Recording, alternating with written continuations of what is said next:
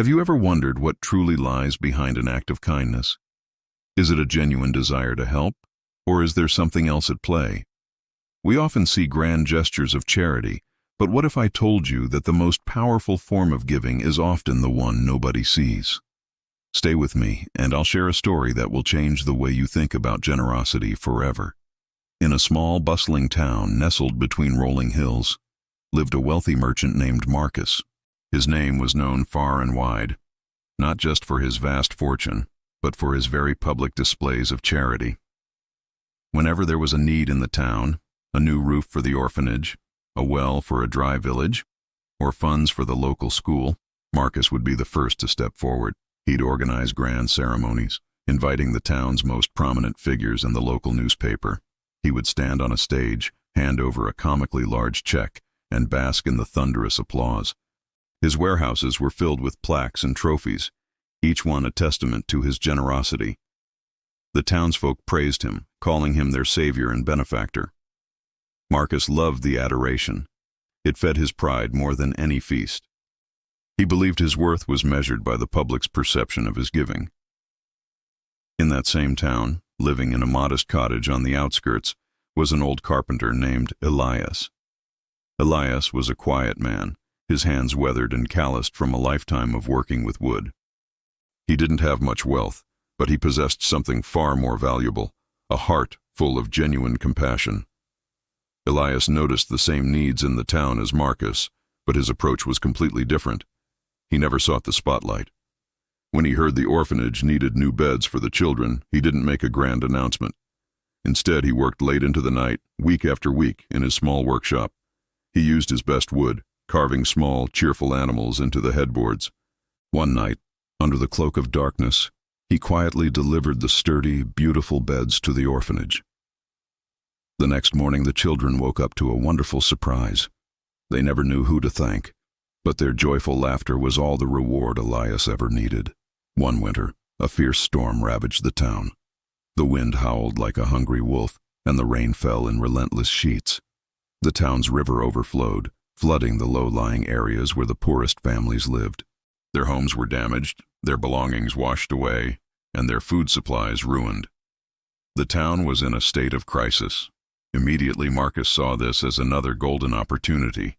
He organized a massive fundraising banquet at his lavish estate. He invited everyone who was anyone, serving the finest food and wine. During his speech, he declared he would match every donation made that night. The evening was a grand success, raising a substantial amount of money. The newspapers were filled with photos of Marcus, hailing him as the hero of the flood. He felt a familiar surge of pride, his ego soaring. Meanwhile, Elias was not at the banquet. He was down in the flooded district, wading through muddy water, his worn-out boots soaked through. He saw families huddled together, shivering and desperate. He went from house to house, his tools in hand. He fixed broken doors, patched leaking roofs, and reinforced weakened walls. He didn't say much. His actions spoke for him. He went back to his cottage and gathered all the spare blankets and dry food he had. He returned and distributed them quietly, offering a warm smile and a comforting word to each family. He worked tirelessly, day and night, until he was sure everyone had a safe, dry place to sleep. No one took his picture. No one wrote an article about him. The families he helped whispered their thanks, their eyes filled with genuine gratitude. For Elias, that was more than enough. Weeks passed, and the town began to recover.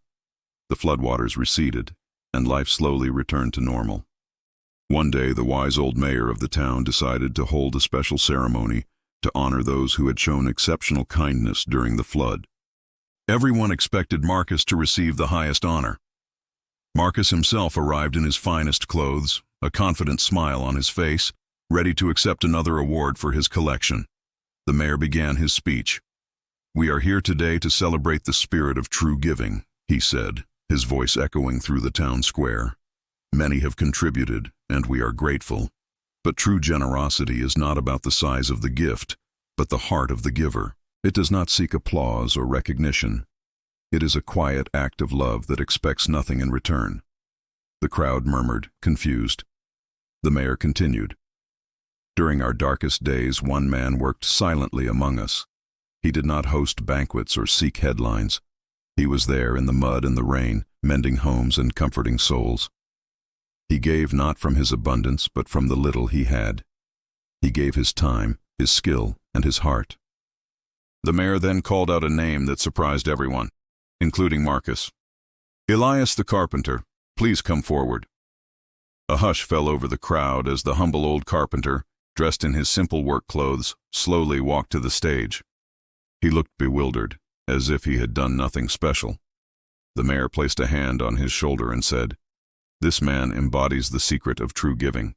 He gave not to be seen by others, but because his heart couldn't bear to see others suffer. His reward was not in the praise of men, but in the warmth he brought to those in need." Marcus stood in the crowd, his face pale. For the first time he felt a sting of shame. He looked at his own manicured hands and then at Elias's rough, hard-working ones. He had given a fortune, but Elias had given himself.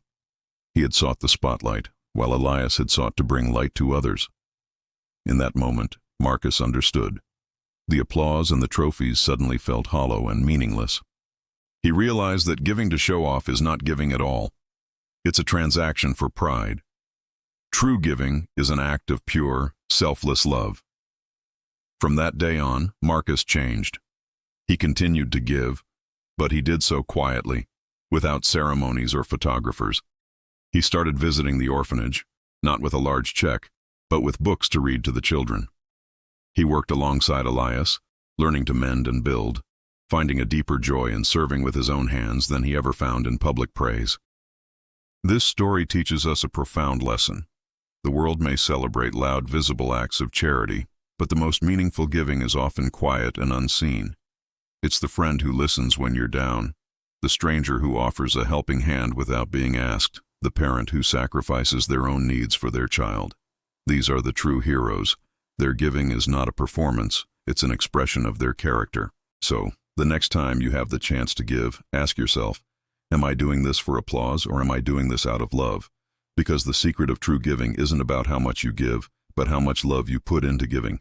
It's about making a difference, not making a statement. Thank you so much for watching and reflecting on this story with me. If these words resonated with you, I would be so grateful if you would like this video and subscribe to the channel for more stories that aim to inspire and uplift. Your support helps us continue to share these important messages. Until next time, give from the heart.